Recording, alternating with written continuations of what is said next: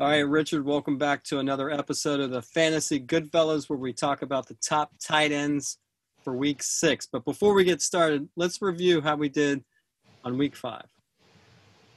Well, the landscape for tight ends is a difficult one. And we got 7 of our 15, one hasn't played. Of our top 15, one player hasn't played, and that's Jonnu Smith, who we had at number 5. So of the remaining 14, we got 7 right, 50%, but it could potentially be 8 of 15, depending on how Jonnu Smith does tonight. We expect it to be 8 of 15, which is not fantastic. It's not bad either. Tight ends, a lot of times it's just the difference is scoring a touchdown or not for the top 15. We expect to do much better this week. All right, well, let's get started with the top 15 tight ends for Week 6. The Fantasy Goodfellas. Boom, boom, boom. Rolling on the field. The Fantasy Goodfellas. At number 1, we have Travis Kelce at Buffalo. Got to go with Kelce. The most consistent tight end out there. Ryan, what do you have to say about Travis? I just want to add that he's playing against Buffalo, which we think this is going to be a shootout. And Kelce hasn't had that, monster game yet. I think this is the week where he has that Travis Kelce monster game. At number 2, George Kittle, home against the Rams. He was a huge letdown. He was our number 1 tight end in Week 5, and he didn't make the top 15. I mean, the Dolphin defense shut him down. Who would have thunk, right?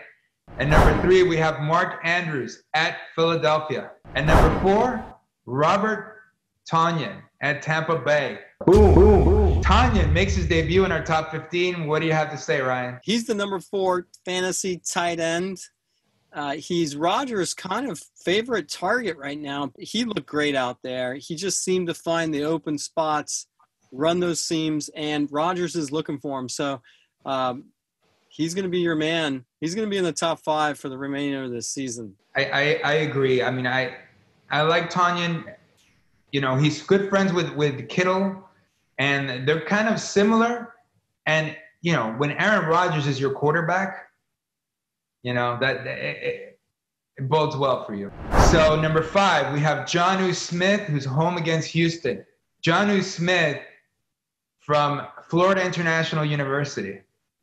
And we'll see how he does tonight. He's actually playing tonight. And then Week 6, we think he's going to do well as well.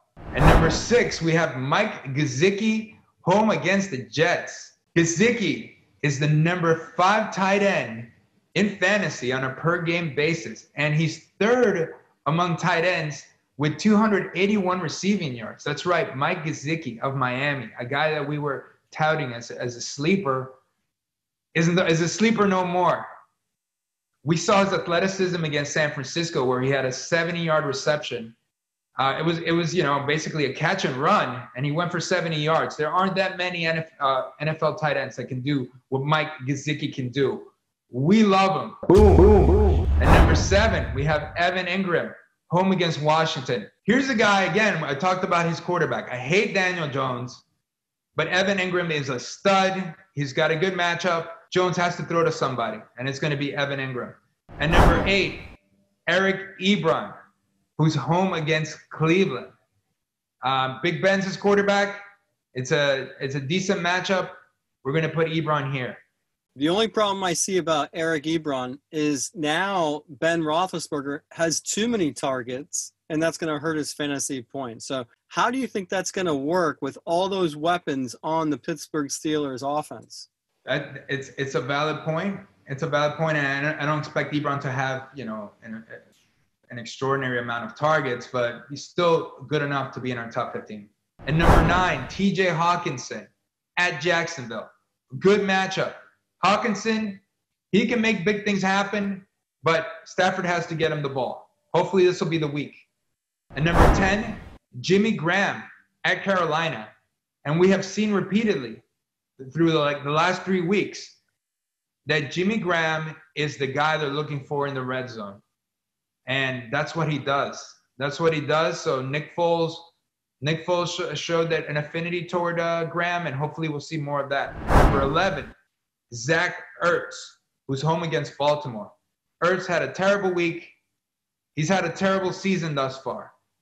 Wentz has had a terrible season. He gets a lot of targets, and eventually he's going to come up with more catches.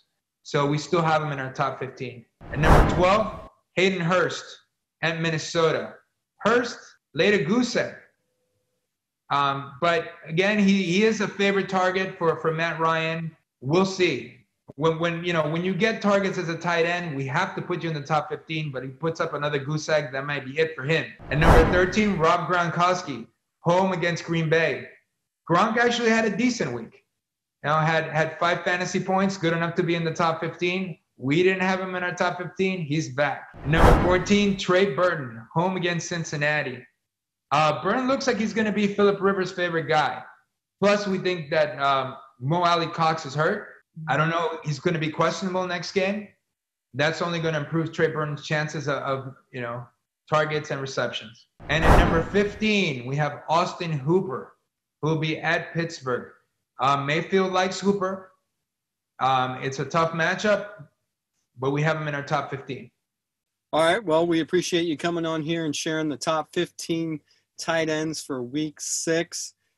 We appreciate you coming on here and sharing with everybody. Thank you, and good luck to everyone in week 6. And what I really enjoyed the most is I'm going to look back on the comments and all the people that you helped make some lineup decisions. So finally, I just want to say thanks for commenting and answering a bunch of people's questions as well. No problem, man. I live for fantasy, so and I love to help people. All right. Well, good luck.